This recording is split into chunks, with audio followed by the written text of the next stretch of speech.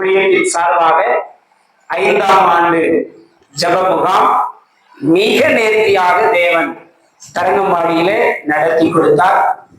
மாற்றுத்திறனாளிகள் அநேகர் கலந்து கொண்டார்கள். ஆண்டவர் அதிசயமாய் அந்த ஊழியர்களை தேவன் நடத்தி கொடுத்தார். அதற்காக தேவனை ஸ்தோத்தரிக்கிறேன்.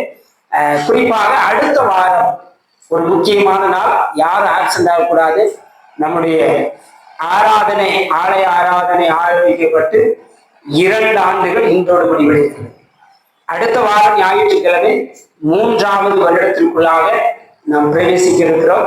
ஒரு சிறப்பு செய்தியாளர் வருவார்கள்.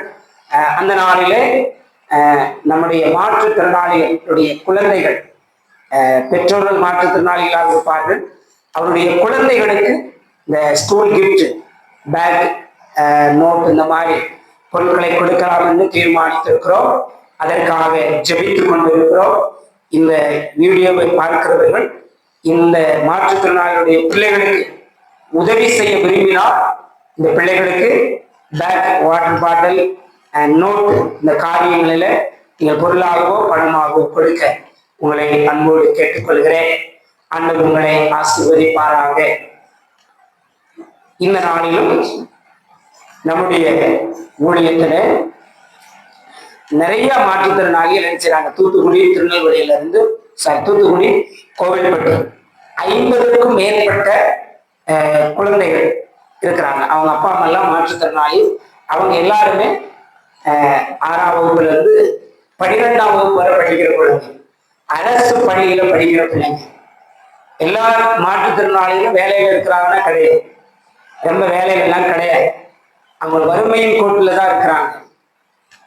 அவருடைய பொருளாதாரம் பின்தங்கிய நிலைமையில் இருக்கு.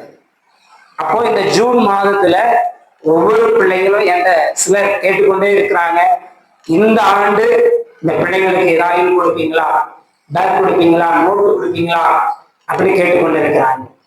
நான் ஜெபிக்கிறேன் என்று சொல்லியிருக்கிறேன். நாங்கள் குடும்பமாய் அதற்காக ஜெபித்துக் கொண்டிருக்கிறோம். ஆண்டவர் இந்த வாரத்துல அந்த தேவைகளை நமக்கு சந்திக்க வேண்டும். நாம் அதற்காக ஜெபிக்க போகிறோம்.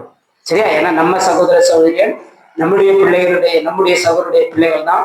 அவங்களுக்காக நம்ம ஜெபிக்க போகிறோம். எல்லாரும் இருக்கிற இடத்துல இசப்பா அடுத்த வாரம் இந்த 50 பிள்ளைகளுடைய ஸ்கூல் கிஃப்ட் தேவைகளை சொன்னீங்க. அவங்களுக்கான பேக்கு, அந்த நோட்டு, அந்த வாட்டர் பாட்டில், லஞ்ச் பேக், பேனா, பென்சில், அனைத்து தேவைகளையும் தேவன் எங்களுக்கு சந்தித்து கொடுங்க அப்படின்னு நம்ம கேட்க போகிறோம். நம்ம ஜெபம் பண்ணுமா? நம்ம மனுஷங்கிட்ட இல்ல, ஏசப்பாட்ட கேட்க போகிறோம். ஏசப்பா, ஆண்டவரே மாற்றுத்திறனாளிகளாக இருக்கிற அந்த சகோதர சகோதரி பிள்ளைகளுக்காக நம்ம ஜெபிக்கிறோம். ஆண்டவரே, அந்த பிள்ளைகளுடைய தேவைகள்லாம் சந்திக்கப்படட்டும். புதிய கல்வியாண்டுக்குள்ளாக போறாங்க தகப்பனே.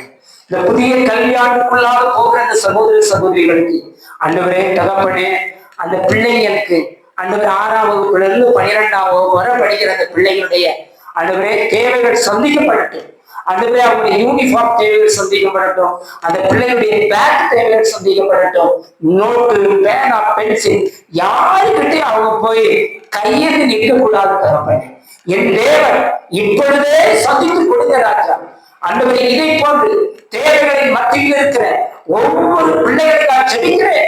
தாய் தகப்பனை இழந்த சூழ்நிலை, எனக்கு படிக்க வைப்பதற்கு யார் இருக்கிறார்கள், எனக்கு ஃபீஸ் கட்டுவதற்கு யார் இருக்கிறார்கள் என் இயக்கத்தோடு கண்ணீரோடு இருக்கிற அந்த பிள்ளைகளுக்காக ஜெபிக்கிறோம். தேவன் அற்புதத்தை செய்யும், அதிசயத்தை செய்கிறார்கள்.